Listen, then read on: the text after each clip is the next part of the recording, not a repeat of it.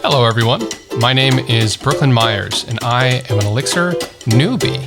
My goal is to help people adopt Elixir and grow as developers while doing the same myself. I do that by documenting and sharing my own experience in the Elixir industry. It's been an incredible journey so far, and I look forward to taking the next step with you. So, let's jump in to the Elixir Newbie Podcast.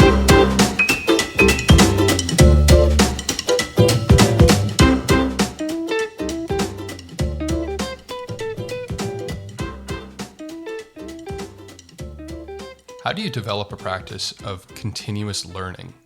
Once you have a learning path for yourself and you understand what it is that you want to learn, that you want to work towards, how do you actually develop the habits and disciplines and routines that will make sure that you're taking the steps towards your goal?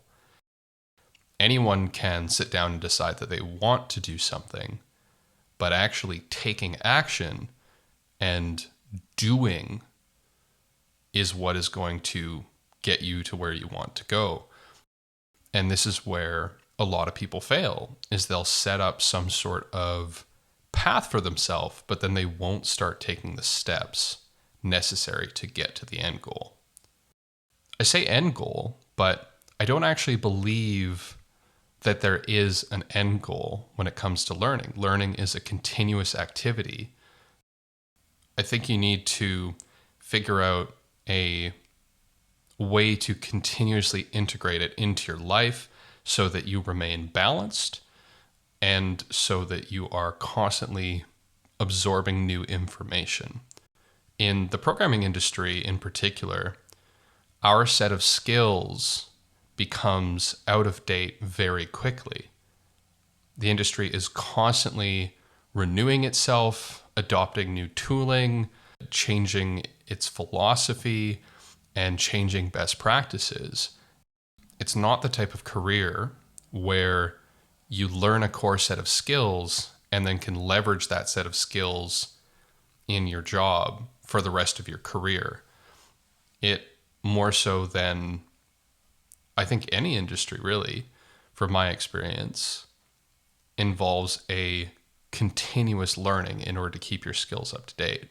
And hopefully that excites you. Some people burn out of the industry. Some people find that daunting, but hopefully you're excited by that. You're excited that you get to keep learning. You're excited that you get to keep being introduced to new ideas. And that for me is one of the big things that draws me to the programming industry, is that there's no ceiling on how much you can learn. There's no end to how much information there is. And in part, that can keep you humble because you know, as you grow in the industry, you're often exposed to just how much you don't know. Even a junior who's spent a few weeks on a particular subject knows far more than any senior who's never touched that subject. It's this massive universe of information. It's turtles all the way down. There is no end goal when it comes to learning. Learning is a continuous process of integrating knowledge into yourself. And how do you develop a practice that will allow you to continuously learn? How do you keep your energy levels up and make sure that you are continuously interested in what you're learning? If you're not interested and engaged, chances are you're probably not going to enjoy learning. You know, you might force yourself to read some meaty programming book that's 600 pages long with 8-point font. But if you're not enjoying that process, even though there's tons of information in there, probably lots that's very useful, then how much are you really going to pick up? And so how do you keep yourself motivated? But beyond motivated, you can't purely rely on motivation to keep you going, because motivation is necessarily volatile. Motivation is a volatile concept. Sometimes you have it, sometimes you don't. And if you rely on motivation to keep you going, I mean, we're all going to be more motivated to spend time with friends, to do things that are maybe more engaging, like playing video games or whatever it is that you do and find yourself motivated by. And sometimes you are going to be motivated to program and you're going to want to stay up until 2 a.m. in a programming session and you barely notice the time going by. But other times it's going to be a difficult process just to sit down at the computer. And that's normal. It's totally normal for motivation to fluctuate. But the way that you deal with fluctuating motivation is with discipline, with habits, routines, and strategies for maintaining your learning path, even when you don't feel like you have a lot of energy. And discipline boils down into keeping yourself accountable. How do you keep yourself accountable? Well, let's take an example. When waking up in the morning, are you more likely to sleep in when it's a work day and you have to be at the office at a particular time? Or if you're working remotely, you have to be at an online Zoom call at a particular time. And if you sleep in, you will disappoint your coworkers. You'll have to explain why you were late. And there is a consequence to your action versus the scenario where you wake up, it's a sleepy Saturday morning, you don't have any particular plans, you don't have anywhere that you have to be. In which one of those two scenarios are you more likely to wake up on time? And obviously, it's the case that you're going to be more likely to wake up on time when there's consequences, when you're being held accountable by some sort of other factors.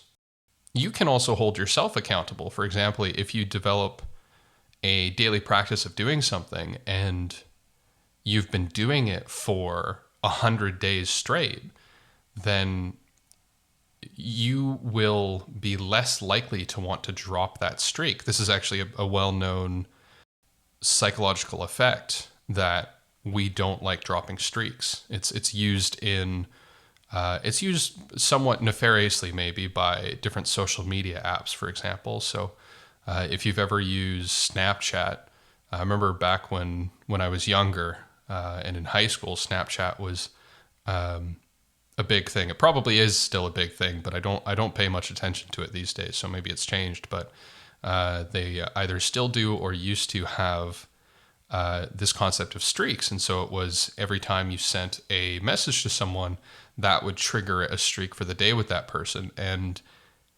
it would motivate people to maintain these really long message streaks with each other, making sure that they always sent each other a message every day. Otherwise, they would drop the streak. And that's for something that, frankly, isn't even necessarily productive or useful. That's just making sure that you send someone a message every day. So being able to leverage that power of streaks in your learning and wanting to keep up different disciplines. If you say every Monday when you wake up, you're going to sit down and read a programming book for 15 minutes and take down notes, and you've been doing that for half a year, it's going to feel like that is not a habit you can stop. It's going to feel like that's something you want to maintain, and it will bother you if you don't.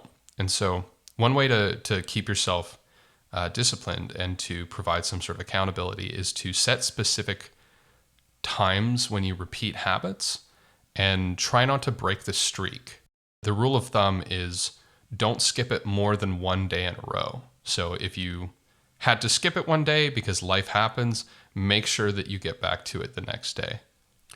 One great way to keep yourself accountable is there's this Twitter hashtag you can use called 100 Days of Code. And the goal is to do something involving programming every single day for 100 days in a row. And every day you post what day you're on and what you learned. And often people will engage with your tweet and maybe motivate you to keep going, saying, good job, like that sounds interesting. If you have things that you're struggling with, being able to share that with other people and getting support from other people, making your accountability a collaborative effort. There's such a thing as an accountability buddy that I've used before in the past, which is that if you have something that you want to do, let's say, again, you want to sit down for an hour every day, and learn about programming. That's something you want to do for the next month or something like that. It doesn't have to be an hour. It could be 30 minutes, 15 minutes. The specific discipline is up to you and your schedule, but you have some sort of learning goal and you want to make it a daily habit and you want to stick to that. If you can find someone else who's interested in adopting that practice, it keeps you more accountable. You see this all the time with workout routines, for example, where people will go on runs with each other or go to the gym with each other as a way of keeping themselves accountable to the other person. It's very easy to let ourselves down, and everyone is perfectly practiced. I mean, it's become a joke at this point that your New Year's resolution, for example, is not really going to pan out. Most people don't keep their resolutions. But if you can figure out ways to tie your goals with other people, then you'll be more likely to remain accountable. I find having specific days for specific things extremely useful with scheduling. So, for example, I even do this for personal events. If there's people that I want to see, I often make a practice of seeing them every X day of the week. I'll hang out with a good friend of mine every Monday night. I will see my dad every Wednesday night. I'll call my mom every Sunday. And when it comes to programming, I will do different book summaries on different days of the week, whether that is listening to certain podcasts. I'll try to listen to certain podcasts on particular days of the week. I'll often take notes of everything that I learned in the podcast and then share that on Twitter. And these are all routines and disciplines I've decided for myself that I think are achievable, that allow me to continuously learn and be introduced to new information and then go and apply those concepts as quickly as possible. And your specific disciplines don't need to look like mine. In fact, they probably shouldn't. They should be tailored for what it is that you want to do. And the important part is that you set the routines for yourself and then figure out how to stick to them. And one really common pitfall that I see when people try to set these types of disciplines is they set a goal that they can't possibly achieve. And it's really important to remember, I'll probably say this a lot, your brain is a pattern machine. Your brain notices patterns and figures out how to map the world based off of those patterns. And it's true for your own activities too. Your identity will start to shift as you notice patterns in yourself. If you have a habit of achieving things, then you will start to expect that you're going to succeed. If you have a habit of failing when you set goals, then you will start to expect that you're going to fail. Plenty of people set diets already knowing that they're not going to achieve that diet, and it's because they've set the goal too high. And there's this common thread of advice. I've heard it in many different forms, but it's often shoot from the moon, at least you'll land among the stars. Essentially, it just means aim high in your goals, because even if you fail, you'll still achieve something grand.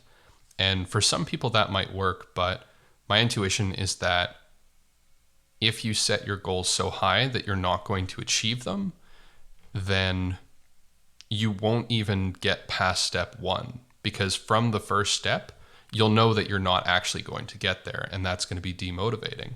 So my advice that I follow for myself, and that I think you should consider, is set your goals very small and very achievable and grow them as you succeed. So instead of starting by saying you're going to program 5 hours every single day, which is unreasonable. I think that's crazy unless you're including job time. And even then, in an 8-hour workday, very few people truly sit down for 5 hours. So setting a goal instead and saying, I'm going to program, or you're going to program 15 minutes a day or 5 minutes a day, or you're going to open up a programming book, whatever size goal you need to set to know that you're definitely going to achieve it. And once you start to definitely achieve that goal and you're completely certain that you could maintain the goal for the rest of your life if you needed to, then that's when you can start to grow it. And slowly incrementing and increasing your goals as you achieve success makes it more likely that you're going to continue to succeed. And every time you don't manage to maintain a habit or routine that you've set for yourself, taking a step back and instead of looking at that as a personal failure and saying, well, you need to try harder next time, taking it as an indication that you've just set one of your goals slightly too high and you need to dial it back slightly so that you'll start to achieve it more regularly, and then growing it as you experience success, as you repattern your brain to expect that you're going to achieve your goals. And what you'll find through this method is that this works no matter what your starting point is. Even if you're someone who has a hard time focusing for 5 minutes, you can start with this process and start at any achievable level and start to grow it. And it's going to feel a lot less daunting than what I see as classical advice, which is that people will give you specific hourly recommendations for how much time you should spend learning programming, which to me just doesn't make any sense. It's just not a metric that makes any real sense. That there's some sort of magical number of hours you need to spend every day, and that's going to make you become a programmer. I don't really buy that. What I do think is that setting a daily discipline for yourself, whether that's time-based, I tend to make it outcome-based because that's more measurable. Saying that you sat down for 15 minutes while perfectly effective might be difficult to time that. Were you distracted for any of it? Was it really a good 15 minutes? So one way is to figure out how to quantify your results. And while time works, you can also quantify your results in, for example, let's say you want to follow some sort of learning course, and every one of those courses has a certain number of videos or exercises involved with it, and you want to do an exercise every single day. Let's say you're learning data science and algorithms, and you want to do a programming challenge every single day. That is, while it's not necessarily consistent, because some programming challenges are going to be easier, some programming challenges are going to be harder, it is very measurable. And so you know when you've achieved your goal. And you also, by doing that, often get flexibility with, if you're not feeling particularly good on some day, you can pick an easier programming challenge, and that's okay. You know, this is the 100 days of code hashtag that I talked about. You could spend 6 hours programming and say, awesome, I got my 100 days of code. Or you could literally spend 5 minutes programming. And the important part is just to maintain the practice as opposed to having some sort of lofty goal for yourself that eventually you're probably going to fail. To summarize, I've talked about motivation, the difference between intrinsic motivation and extrinsic motivation, and how you can leverage intrinsic motivation, that is your natural curiosity, being excited about learning, wanting to grow and develop as a person, to push yourself to new heights as a developer. However, I've also talked about how motivation is unreliable, infallible, and inconsistent, and it's not going to be the thing that you can rely on for achieving your long-term goals. For long-term goals, it's much more about discipline. It's much more about creating daily habits and routines, or weekly habits and routines, or regular habits and routines that help you get closer and closer to becoming the person you want to become, and developing this continuous practice of learning. And discipline can be achieved through accountability. It can be achieved through leveraging different gamification strategies, such as maintaining a streak. If you do something every single day, you're going to be less likely to want to break that streak. And what disciplines and routines and habits you set for yourself should be based off your goals and also based off of where you are currently at. There are people in this world who can spend 20 hours straight working hard. I'm not one of those people, and you're probably not one of those people. So taking an honest look at what you think you can realistically succeed at and making sure that your goals are achievable so that you pattern your brain so that you expect to achieve your goals and that you actually do continuously succeed. Because if you develop a practice of continuous success, then you're going to feel more motivated. You're going to feel better about the process. You will feel less demotivated, and you'll be more likely to maintain your discipline, to keep learning. And while you might find yourself off of the path, while you might fall off the horse, while you might fail to meet your goals sometimes, using those moments as an opportunity to reevaluate what disciplines you can achieve and what routines you can set for yourself that you're more likely to be successful at. And taking those moments not as a personal failure, but instead taking those moments to reevaluate your strategy to achieve your goals. The specific habits and routines that you set for yourself they should be highly personal. They should be personalized to yourself and the goals that you want to achieve. And so it's difficult for me to recommend specific practices, but I'll talk about a few that you can consider and you can tailor them to suit your needs. So one goal, one practice is reading programming books, reading larger technical books is going to expose you to a wider variety of ideas than doing exercises or daily programming. There are ideas contained in larger technical books that you just won't experience unless you are diving into that material.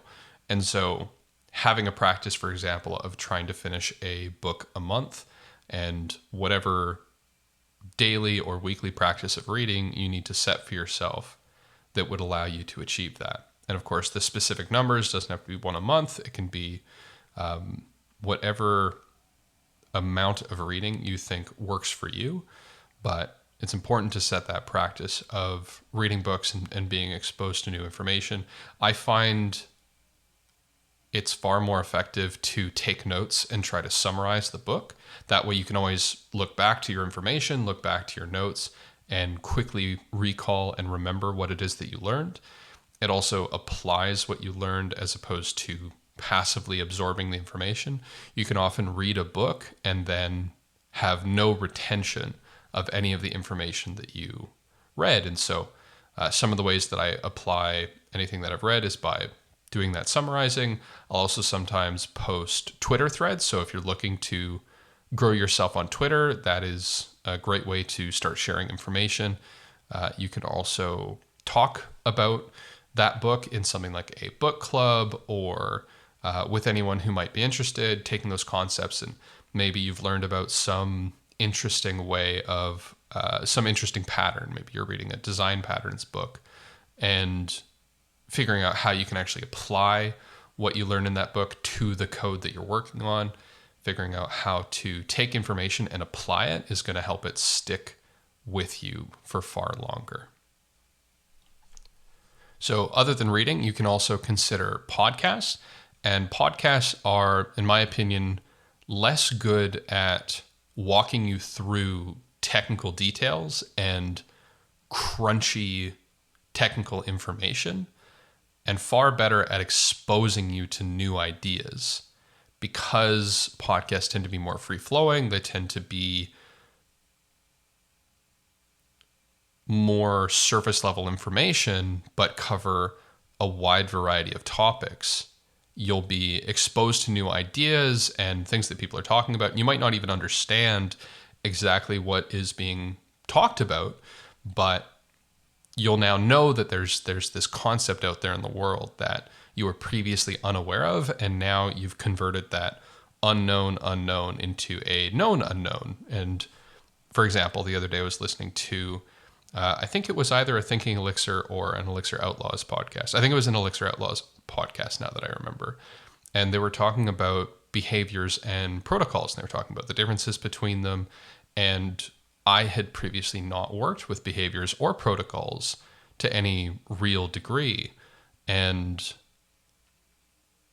by listening to that conversation, even though I wasn't able to follow all of the technical jargon and I didn't understand everything they were talking about, it helped expose me to a new idea. And then I later went and learned more about those topics, found excuses to apply them in my projects, and started diving deeper into the information. And so having that process can introduce you to information that you weren't expecting to learn. A book is great for, you know what you want to learn. You want to learn about, let's say, testing, and you're reading Testing Elixir, or you're reading some sort of design patterns book. You know the information that you want to absorb, and you are actively deciding you're going to read this specific book.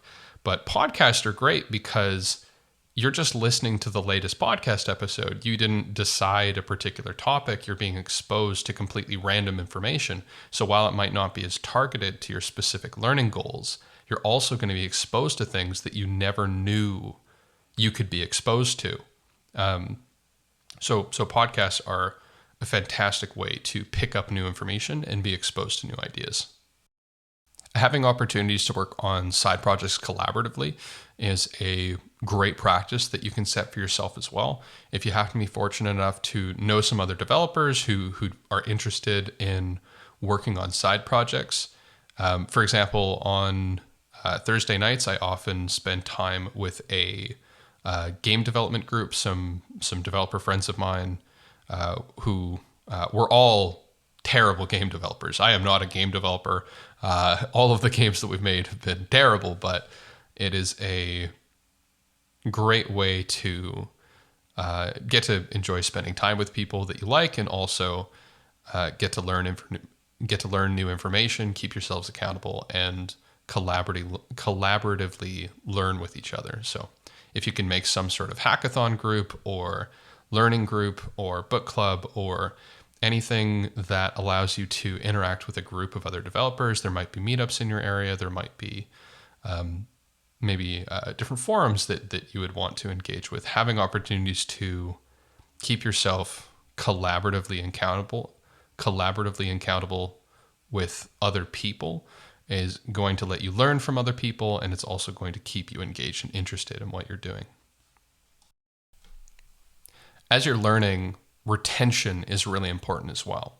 So you might be spending time learning and picking up new information, reading books, practicing different exercises, going through different courses, and you figured out what daily practices and weekly practices work for yourself to maintain this continuous learning. But how much of what you're learning are you truly retaining? I know that I've spent weeks learning a particular subject and then didn't touch it again for a year, and coming back to it, I'd forgotten nearly everything. So how do you retain the things that you learn? And one thing I found really useful is keeping it's often called a second brain. It's essentially a collection of all the information that you pick up summarized into very short form notes. So there's this GitHub project, this repository called Foam that I use, and it allows you to make connections between different topics. So for example, if I'm reading a book, I'll have an entry for the book itself, and then I'll have other sub-entries for each of the chapters, and I'll summarize everything that I learn in those particular chapters. And Foam is pretty cool. It integrates with your code editor if you're using Visual Studio Code, and it has different commands you can use to make different templates for a specific type of notes. You can even view all of it's kind of like Wikipedia in that you can provide links to different entries in the journal, and it'll allow you to view all of those entries in a graph so that you can visualize all of the different connections and understand how the information that you've taken is related. So if it doesn't have to be that complex, but having some sort of system for yourself of taking down notes and summarizing information, whether that's through pen and paper, whether that's through just writing text files, if you're using Google Docs, if you're using something like Evernote, or if you are going and using a second brain with the foam project, which I'll put in the show notes, having some way that you can keep that information for yourself and have the ability to recall it quickly is going to really help you make sure that you're not wasting effort learning and you're actually retaining as much of the information as possible that you're trying to pick up. There's another meta learning strategy that I think is important to be aware of, and it's called spaced repetition.